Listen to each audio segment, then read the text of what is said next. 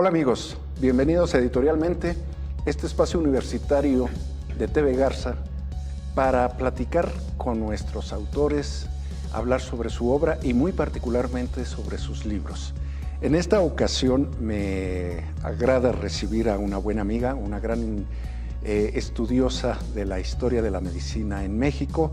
Ella es Celia Mercedes Alanís Rufino, profesora e investigadora del Instituto de Ciencias de la Salud de nuestra Universidad Autónoma del Estado de Hidalgo, que nos trae un libro, un libro interesantísimo que se llama La atención médica infantil en la Ciudad de México, discursos, imaginarios e instituciones 1861-1943. Mercedes, gracias por estar aquí, por aceptar esta invitación y sobre todo por venir a platicarnos de tu trabajo, de tus intereses académicos y de este libro que particularmente es un ejemplo de investigación cuidadosa.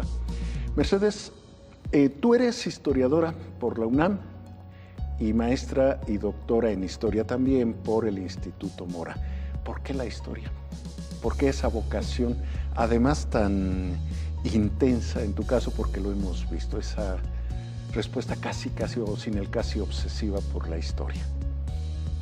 Pues no lo sé, tal vez la historia fue la que me encontró a mí, no siempre tal vez, como más o menos en la etapa de la preparatoria, me llamó mucho la atención como que averiguar por muchos porqués de lo que vemos ahora. Y muchas de esas respuestas realmente es porque somos consecuencia de lo que pasó en otras épocas, y ahí me estuve debatiendo entre cuestiones antropológicas o históricas. Finalmente me atrapó la historia y bueno, como todo estudiante de licenciatura, pasa uno por una gama muy amplia de posibilidades mientras uno va estudiando, y con el paso del tiempo también me fui encontrando, el camino me encontró con cuestiones de atenciones médicas, cuestiones asistenciales, de beneficencia pública, y un poquito más con cuestiones de maternidad e infancia, y bueno, eso fue lo que me ha llevado a cultivar esta línea de investigación, que obviamente llevo unos cuantos años en ella. Estoy, digamos que yo también en los primeros pasos, no solo el libro, sino yo en cuanto a la parte de las investigaciones. Pero además, en un área muy especializada, que es la medicina, y en un área especializada de esta, que es la atención materna y sobre todo la salud en los niños. En este libro de la atención médica infantil, para empezar a hablar del libro, tú te ocupas de un periodo 1861-1943 y como aquí lo planteas, es un largo periodo en el que se van fraguando con mucha dificultad disposiciones gubernamentales para volver los ojos a un sector de la sociedad que estaba bastante olvidado. Pues los niños ahí estaban, pero en términos de salud se ocupaba uno del trabajador, se ocupaba uno de la gran masa, sobre todo del adulto, y el niño pasaba sin ser muy apreciado en términos de disposiciones de salud. ¿Es así? O sea, ¿fue tan grave el olvido o el dejarlos de lado? Sí, pero más bien las cuestiones fueron diferentes. Si bien desde que aparece la humanidad ha habido niños, o sea, todos empezamos como bebés, como niños, y va pasando la edad de la juventud, la etapa adulta, la visión de cómo se concebían los niños socialmente era distinta, eran parte del escenario. Había también por siglos y siglos una amplia mortalidad infantil. Entonces, es decir, los niños morían la mayoría antes de cumplir los 5 años. Todos recordaremos todavía a nuestras abuelas, gente adulta, cuántos hijos tenían, muchísimos. Así es, sí. Y entonces también era una frase común, ¿y cuántos hijos tuvo? 13, me sobrevivieron 5, 7, dependiendo. Y justamente a partir del siglo XVIII, con los avances que empieza a haber con las cuestiones médicas, se va acrecentando para los siglos XIX y sobre todo la primera parte del XX, los niños dejan de ser invisibles, por así decirlo, y comienzan a ser dos cosas. Por un lado, una parte de una preocupación de ese mundo de los adultos en varios espacios que se vuelven privilegiados para atender a los niños. Esos espacios son la escuela, entonces sí, que sin duda es todo un campo muy vasto de investigación, y el otro campo que preocupa mucho es la parte de la salud precisamente, ¿no? ¿Cómo le hacemos para que no enfermen? ¿Cómo le hacemos para que no mueran? Esa es una parte, y otra cuestión historiográfica que tendrá unos 30, 40 años que se ha cultivado primero en Europa, principalmente Francia, y se ha ido extendiendo a otras partes del mundo, es hablar de los niños como actores, como parte fundamental también de estos procesos históricos. Finalmente la historia, además de que se escribe, por así decirlo, solamente por la parte de los ganadores, ha sido una historia muy desde los adultos, para los adultos. Y lentamente en estas últimas décadas han ido apareciendo otros actores sociales, las mujeres, los ancianos, los marginados, las comunidades indígenas, las comunidades negras, y entre esos están los niños. Y finalmente se está haciendo una historia más plural, una historia que se muestra que realmente el día a día lo que se construye es esa parte que entre todos vamos poniendo, y en ese lado están los niños. Si bien es algo importante, yo me topé con un problema, que se oye muy romántica esta idea de decir vamos a ver la historia desde todas las perspectivas, pero yo me refiero en esta parte, en la investigación que yo realicé, sobre todo, ¿qué posibilitó en el imaginario de las personas, de esos adultos, pensar en los niños desde antes que iban a nacer? Y buena parte de las preocupaciones que yo son las que plasmo en ese libro tiene que ver con recién nacidos y niños muy pequeños, de antes de que cumplan 3 años. Y es dificilísimo, yo todavía no le encuentro la manera de encontrar esas voces, porque todavía no articulan voces. Entonces es difícil hablar de ellos como actores en esa etapa de la vida. Sin embargo, aunque uno puede apreciar mucho desde la parte del actor social, ver la otra parte, las instituciones, los imaginarios, los discursos escritos y gráficos, también nos permite entender cuál es ese contexto, esa realidad en la que esa realidad de México va cambiando. Efectivamente, y además, bueno, planteas aquí, y es una pregunta que te quiero hacer, ¿por qué tu estudio lo circunscribes a un periodo de 1861 a 1943? En 1861 ya en el México independiente, en ese siglo convulso que fue el siglo XIX, un siglo histórico muy difícil de acomodar, pero muy interesante, muy intenso.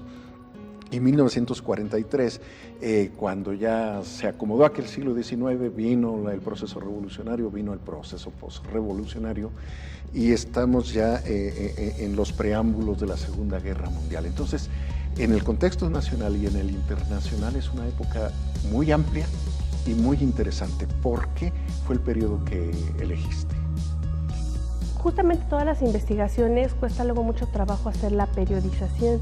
La parte más tradicional es irse con los grandes procesos políticos, muchos de los cuales ya mencionó, pero en este caso busqué el hilo conductor precisamente que tuviera que ver, bueno, cómo en la realidad de nuestro país, de México, se empezó a atender, digamos, en instituciones hospitalarias a los niños.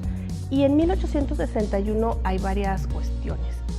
Uno, estamos con el triunfo de los liberales, con Benito Juárez, es un poco antes de que va a colapsar y va a venir el Segundo Imperio Mexicano, con Maximiliano, pero Benito Juárez, en medio de las disposiciones que hace, creó algo que fue en su momento muy novedoso, que fue la creación de la beneficencia pública en 1861. Perdón, ¿podemos así con mucha holgura, mucha amplitud plantear la beneficencia pública un poco como un lejano antecedente de lo que hoy reconocemos como Secretaría de Salud y Derivados? Exactamente, para allá vamos.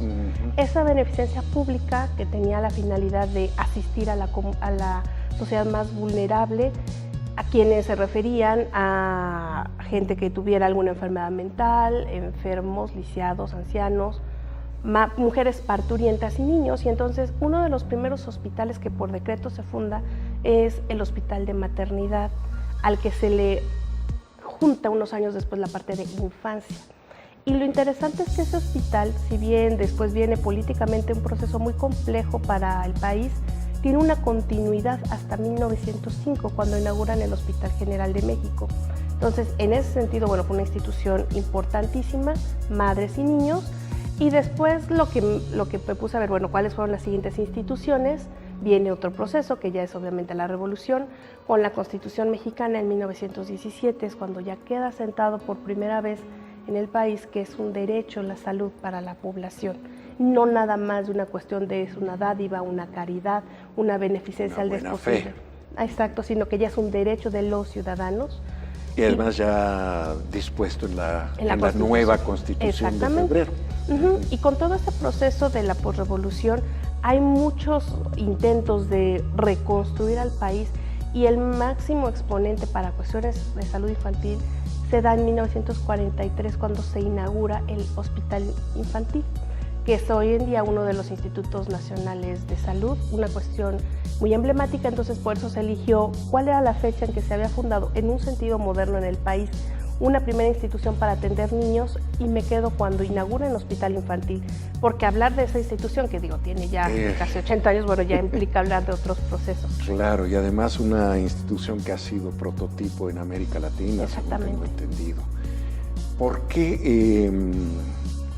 qué se ha frenado un poco el estudio de la medicina en nuestro país? Yo creo que hubiéramos tenido la capacidad, nuestros gobiernos, nuestros administradores públicos, hubieran tenido la capacidad de disponer medidas con más anticipación, con más holgura, si tuvieran un conocimiento de la historia, pero son pocas las personas que en México se dedican al estudio de la medicina, de la historia de la medicina.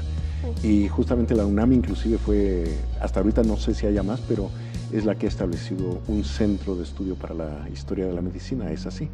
Sí, exactamente. La Facultad de Medicina de la UNAM tiene, para este año se debe cumplir 61 años de la creación del Departamento de Historia y Filosofía de la Medicina, lo cual ha sido paradigmático, ha sido la fuente de la que han salido muchos médicos de formación e historiadores o antropólogos con este fin común de entender estos procesos de salud e enfermedad en un contexto amplio, social, y afortunadamente, aunque somos pocos, cada vez hay un poco más regados por otros institutos, no solamente están allí en la UNAM. Yo creo que, por ejemplo, en un caso soy yo, o sea, soy la única persona que cultiva historia de la medicina en un instituto de ciencias de la salud, y creo que en ese sentido, aunque somos pocas personas, generamos como una red de conocimientos, de intercambio académico, y creo que allí lo importante es cuando podemos dar a conocer los resultados en lo que pasamos felices horas y días investigando entre papeles viejos, para que finalmente podamos tener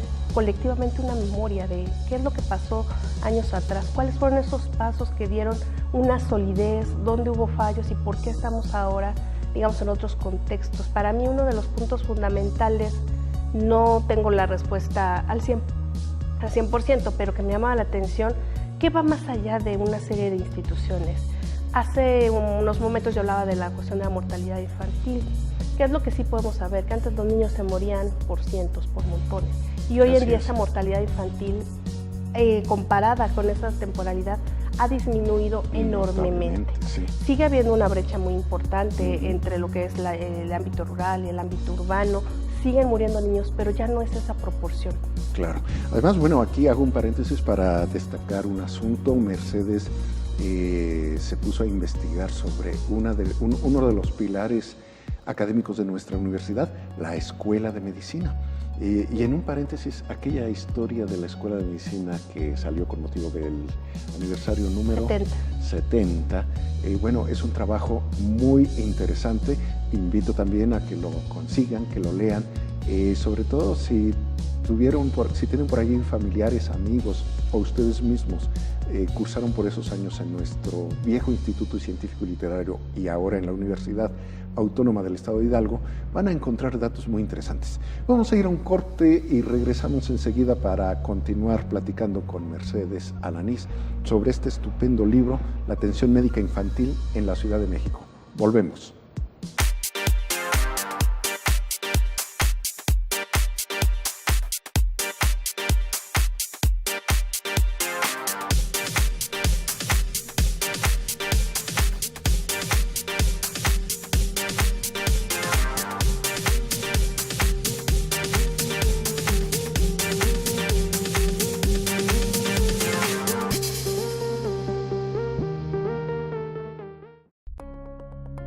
Amigos, en Editorialmente platicamos con nuestros autores sobre sus estudios, sus obras y especialmente sus libros.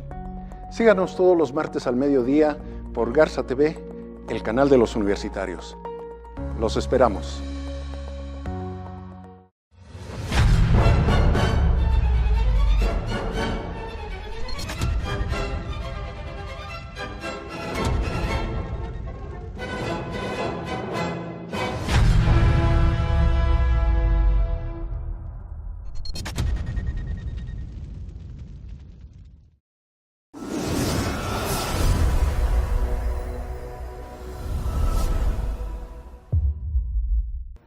Amigos, pues aquí regresamos en Editorialmente a platicar con Mercedes Alanís sobre este estupendísimo libro, La atención médica infantil en la Ciudad de México. ¿Y por qué digo que es estupendo? Mercedes, es que en este libro yo destacaría algo que me atrapó. La historia de las mentalidades, que ha sido una beta interesante de estos estudios sociales, es como un hilo conductor a lo largo de tu extensa y exhaustiva investigación.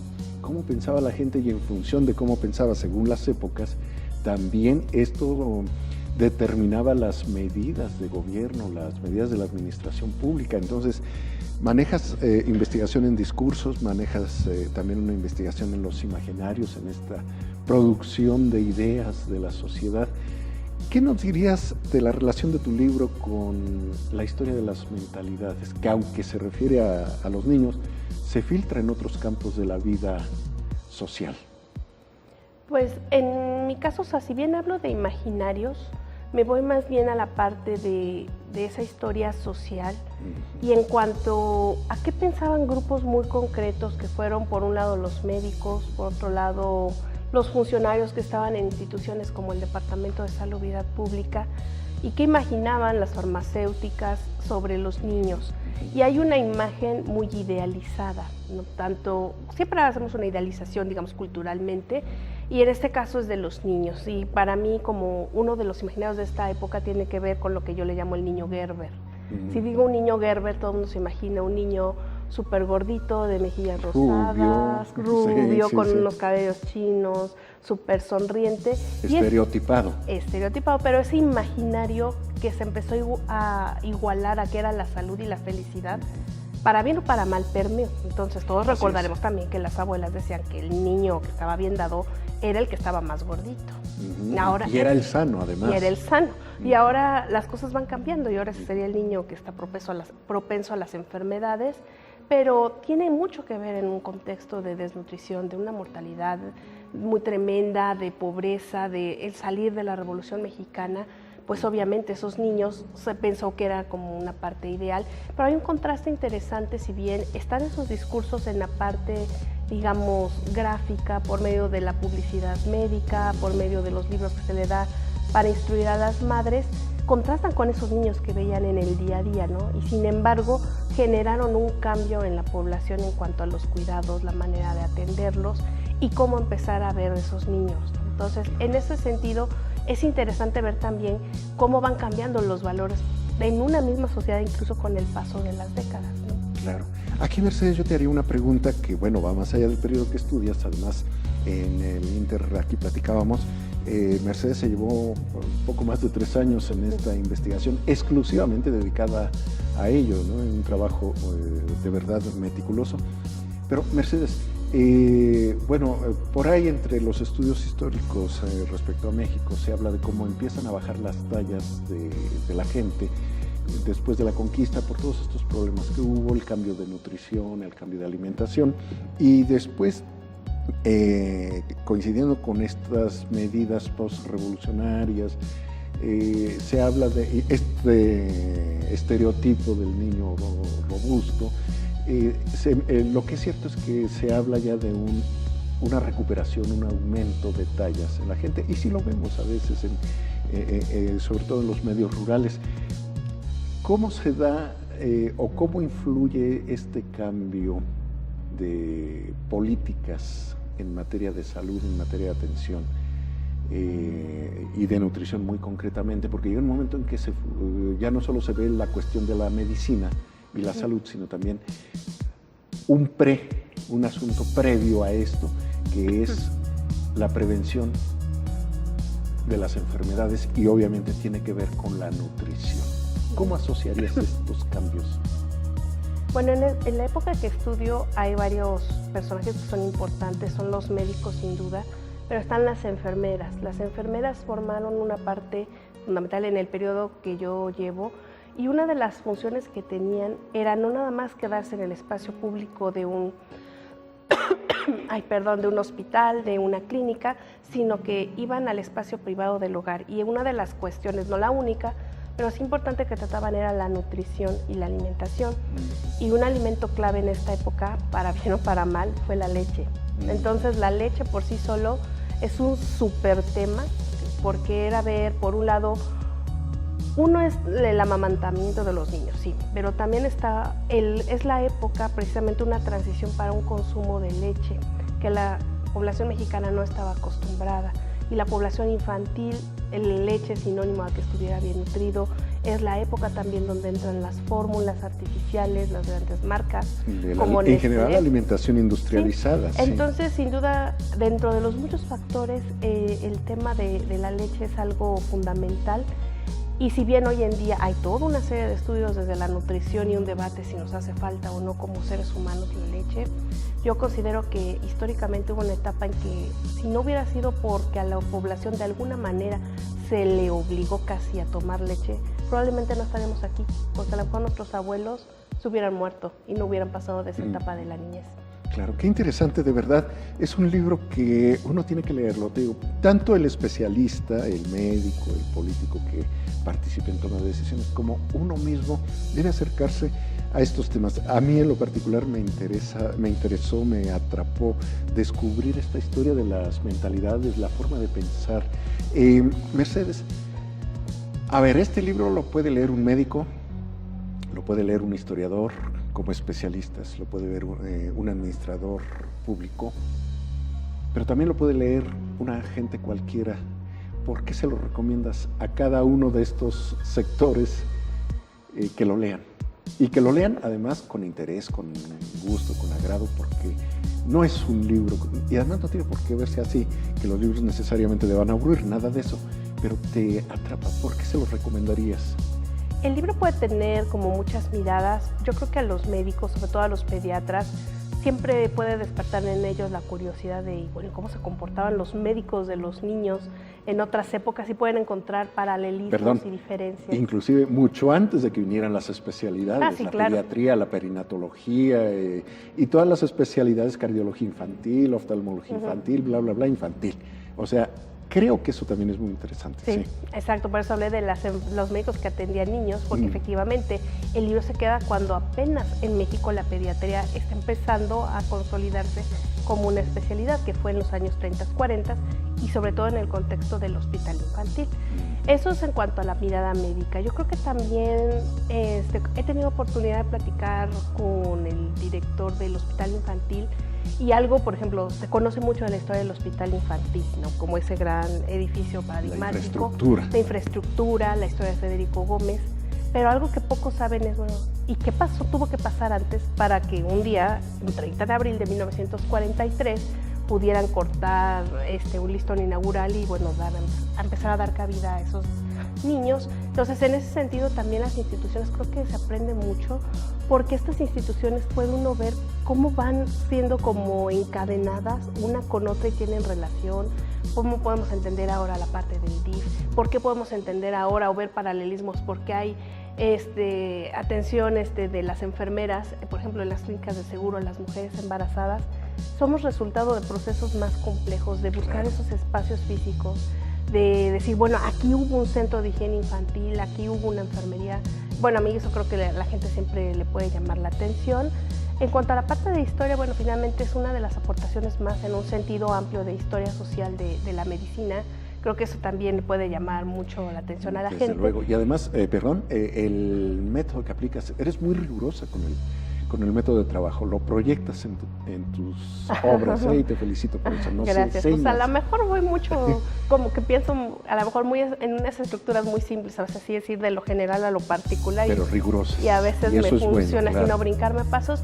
Y creo que algo que puede ser atractivo para todo público, además de uno los discursos, las imágenes. Creo que las imágenes es algo que a todo el mundo le puede llamar la atención.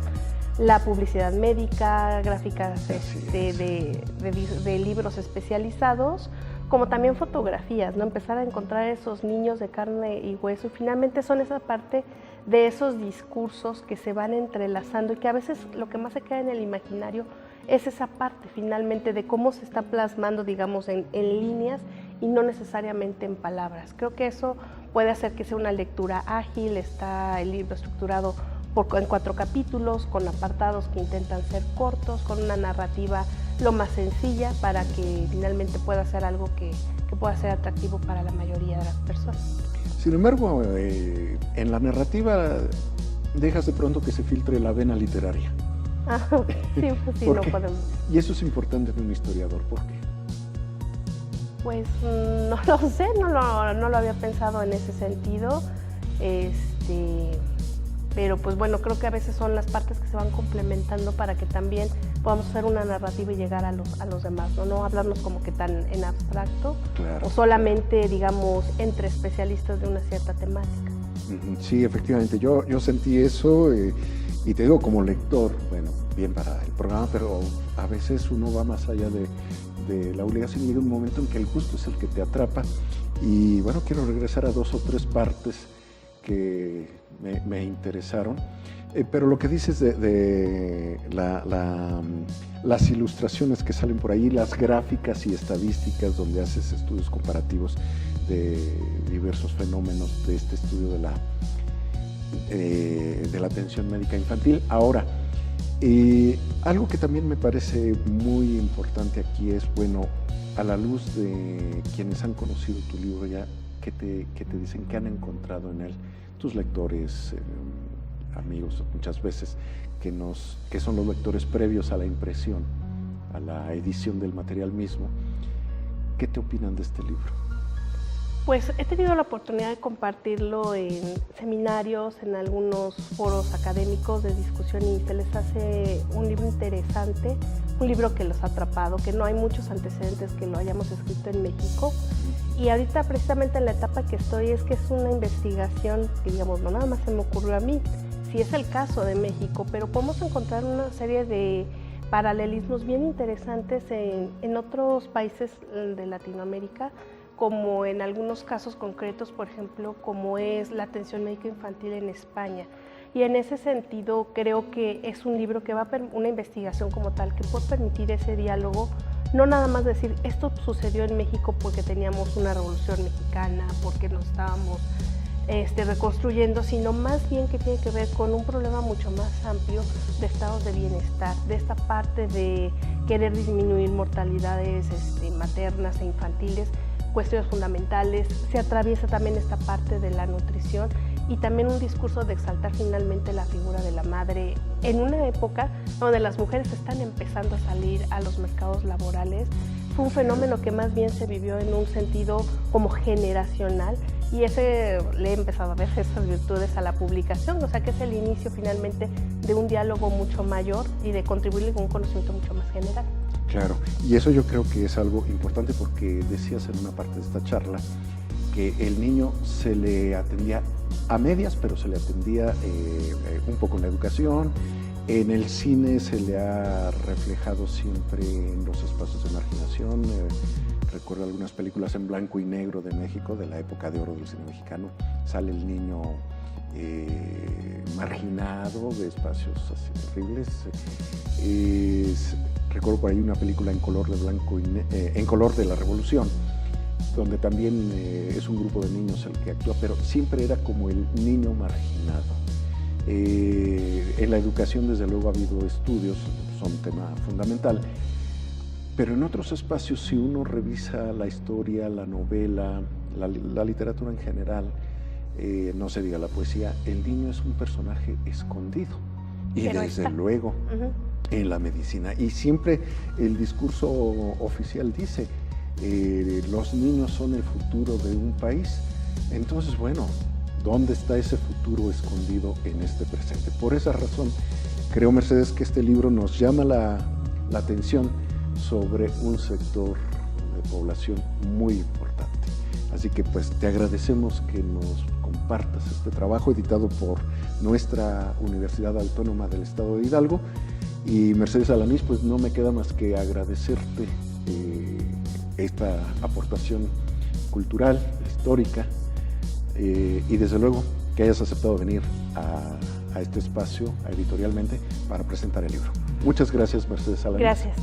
Gracias a ustedes por seguirnos desde su espacio de estudio, de trabajo, de descanso.